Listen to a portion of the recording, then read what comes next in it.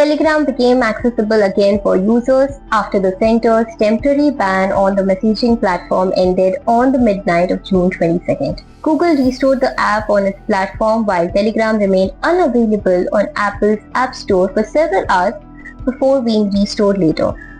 Some existing users had continued to access the platform even during the restriction period.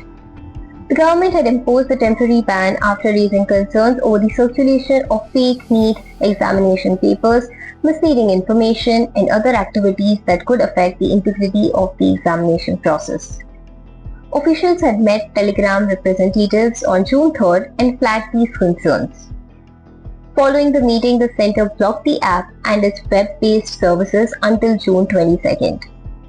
The government has also directed Telegram to keep its message editing feature disabled until June 30th.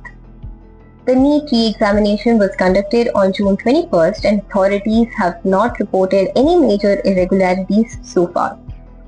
Meanwhile, Telegram founder Pavel Durov criticized the ban and alleged that competitors including WhatsApp may have influenced the move. Industry sources, however, rejected those claims.